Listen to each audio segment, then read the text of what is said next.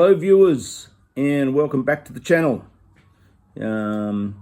Thanks for watching. It's good to see that projects that I love doing are of interest to other people, and maybe even help some of you out in solving some problems or sourcing some bits. This is the third installment of this GSX 750 ES 1983 model.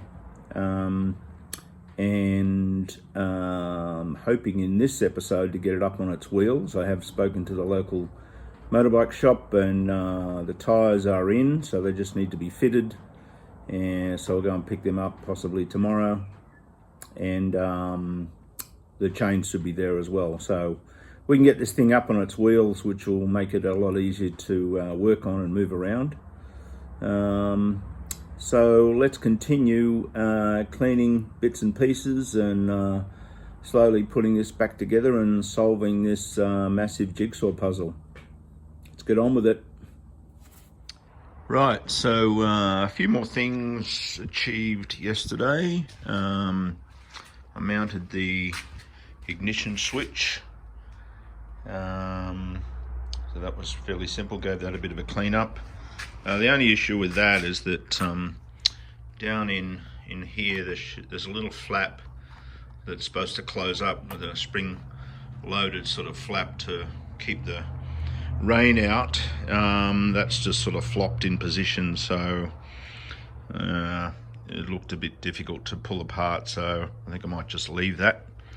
I also mounted the helmet lock, and it took me a while to figure out where the seat lock goes until I looked at some photos and found that the seat lock actually pokes through the side panel here, so it actually mounts off this bracket. So that took me a little while to figure out, so we'll do that a bit later. Now the other good news is that I got two keys with all the parts, and they fit the ignition, they fit the helmet lock, they fit the seat lock, and they fit the petrol tank cap. So that's great news, because that would have been difficult to source. A couple of plastic bits. So this little sort of container here for putting tools or whatever. Just gave that a bit of a clean and scrubbed up with some Armour All, and then also this plastic tail piece. I gave that a clean and then soaked it in Armour All. What else have we got? Actually, over here. So this is a little bracket that basically straps on there, and this bolts onto the back of the tail piece here and goes across there to strap on your toolkit.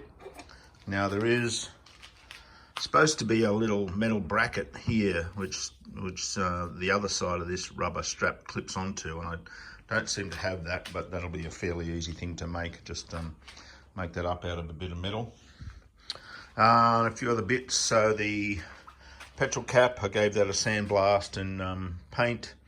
That's the bracket for the tail light, and that's the bracket for the rear number plate. The only issue is that the petrol cap doesn't have its rubber seal, so I'll have to order that. I think they're fairly freely available, so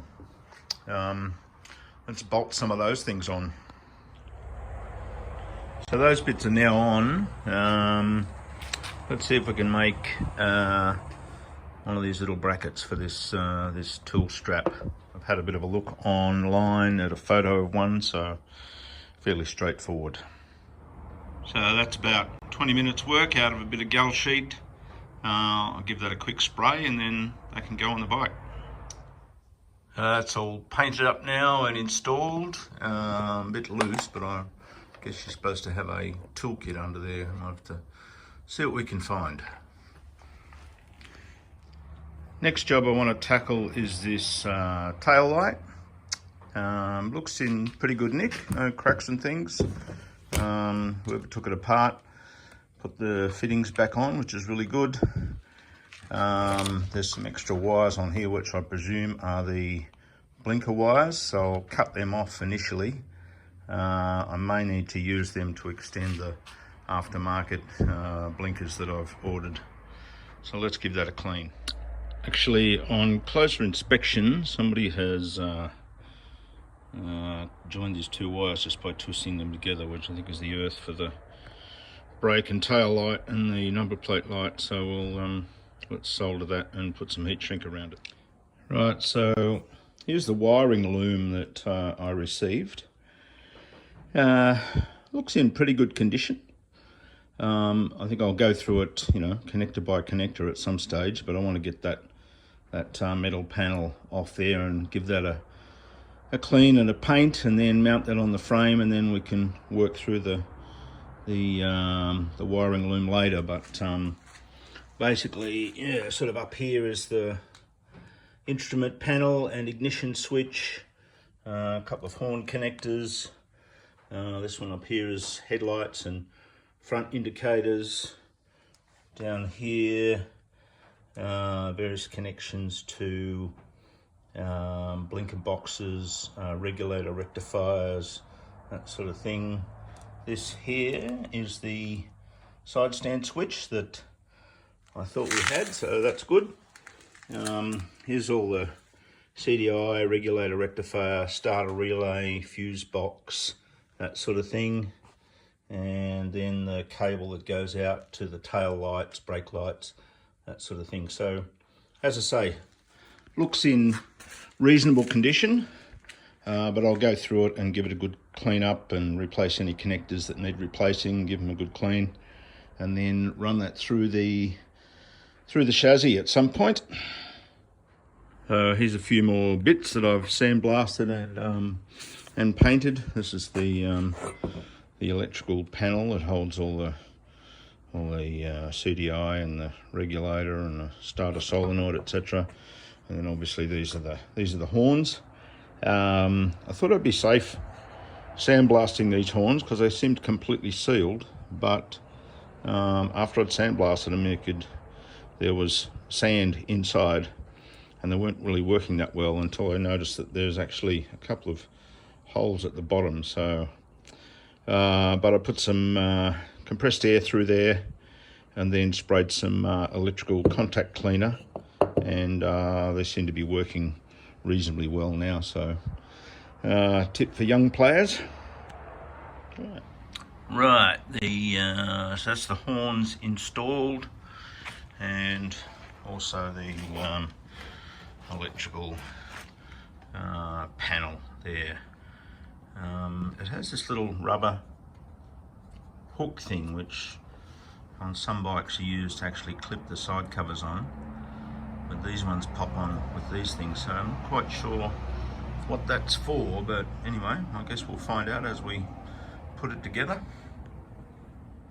Right, so I've been away for a couple of days down at a blues festival at Thredbo, and a few things in the mail when we got home. So one of which is this this package here, which you might think what that's got to do with motorbikes, but that's actually air filter foam.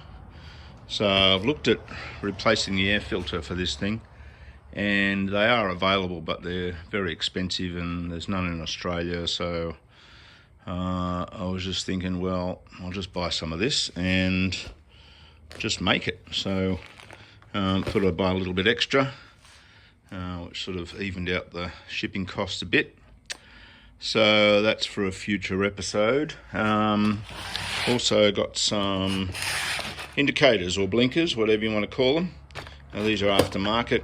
They sort of look a little bit like the originals, maybe a bit smaller, but yeah, they'll do fine on the front and back. So that's good. And also needed some hand grips. So I've got these Oxford fat grips, which are thicker than normal, and also have the open it at the end, so you can put a you can put a bar end weight, which I've ordered as well, which haven't arrived. So and I like the thicker grips anyway. I have heated hand grips, heated Oxford hand grips on my some of my bikes, and I like the thicker grip anyway. So those were reasonably priced, so I thought, why not get them? Now, one of the other things I've done is sprayed some clear engine enamel, gloss engine enamel over these parts that I've buffed up. So that should stop the surface sort of corroding, getting that sort of aluminium corrosion on it. So they're sitting out in the sun to dry at the moment. So I got a text last night saying that the tyres have arrived and been fitted and the chain is there, so let's go and pick that stuff up. So here we are at Dragon Motorcycles in Mittagong to pick up our wheels and tyres and the chain. Let's get them.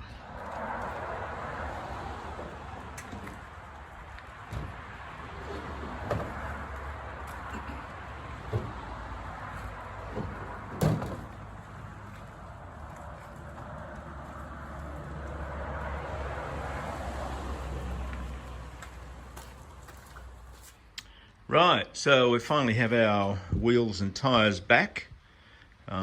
Just gone for the basic Bridgestone Battle Axe, BT 45 and 46. So yeah, new tyres and new valve stems. So I think I'm going to take these discs off and give them a good clean, and maybe touch up the paint jobs, and then give the rims a good clean as well before we put them back on. So let's get on with that. So I've taken that the disc off the rear wheel. Basically all I'm going to do to these three discs is use a sander on the surface here, because the surface is quite good, and then sandblast the inside and give it a quick spray job, and then we'll tidy up the wheels before we bolt them back on. That's the same as what I did to my 750 project, and seemed to work fine. As long as the disc isn't sort of scored or pitted, then just roughing up the surface seems to work quite well. So finally we have the two wheels ready to go on. New tyres. The discs have been taken off, sanded, sandblasted and painted the centres, and put back on, and the axles put in and greased up. So they're ready to go on. I've also cleaned the rims and polished them up a little bit, and then also sprayed them with some clear engine enamel to stop them corroding. So hopefully they should look good for a while. But before I put them on, I need to put on the front mudguard. So I'm going to get that down from up above and stick that on. So that'll be first of the new orange colour that you'll see. So let's get that done. So we finally have the wheels back on this thing with new tyres, restored discs, bit of paint, a bit of cleaning, and there we have the colour that all of the tank and the side covers and tail pieces, etc. is painted in. I really love the colour. Put your comments down below if you like it or don't like it, but I reckon once this is all back together, it's going to look very good. Right, the next job I need to do is to put this new chain on. So this is a brand new 530 O-ring chain. It's 116 links. I think we need 114 for this bike, so I'll have to cut a couple off, but we can get that on the sprockets. It means we can also tighten this front sprocket up, adjust the chain, and then probably string line the back wheel so that it's in line with the front. So let's get on with that. So what I'm doing here is string aligning the back wheel so that it points exactly to the center of the front wheel, rather than use the marks on the swing arm, which are quite often a little bit out, so you might find it's riding a bit crooked. The best way to do it is to use this string line process. There's probably better videos online to show you exactly how this is done, but you wrap some string around the back wheel and then line it up with the front wheel, and then adjust the swing arm so that the wheel's pointing perfectly in line with the front wheel. And then whenever you do some adjustments for your chain, you just adjust exactly the same on the left and right side, and it should stay straight. Now this chain setup seems a bit weird because I've got the right sprockets. Definitely should be 14 at the front, 43 at the back. I've got the right chain. I've got a 116 link chain and then cut 2 off, so it's 114, that's correct. But then to get the chain adjusted, you'll see that it's actually, that axle is quite a long way back, so I'm not quite sure why it's so far back when everything else seems correct. So I may sometime down the track cut another couple of links out which will move it forward, because I think we will run out of adjustment fairly soon. Anyway, I'll leave it for now. Right, so I have torqued up the front sprocket nut, found the side stand switch, and I needed a couple of 5mm screws, so luckily I'd ordered them for some extras when I bought some for the combination switches. Run that cable up through there. I've also installed this end of the clutch cable and lubricated the spiral drive there. I'll put a bit of grease on the gear shaft, and then this is ready to go on. Okay, that side cover is now back on. Looking good. Obviously the clutch will need to be adjusted once we get the levers on and stuff. That switch for the side stand works. I've checked that with the multimeter and it's electrically okay as well. So one more step forward. So that's it, viewers, for episode 3 of this GSX 750 ES reconstruction. Trying to keep these videos to around about the 20-minute mark so you don't get too bored. Made some really good progress in this one, up on its wheels, so I can move it around, and started to put some of that that bright orange color on, which I really like. So yeah, thanks for watching. If you like this, give me the thumbs up. If you really like it, then subscribe. Tell your mates about it. And you know, happy to answer any questions in the comments below, or any comments, things you think I'm doing wrong or doing right. So again, thanks for watching, and we'll see you in the next episode.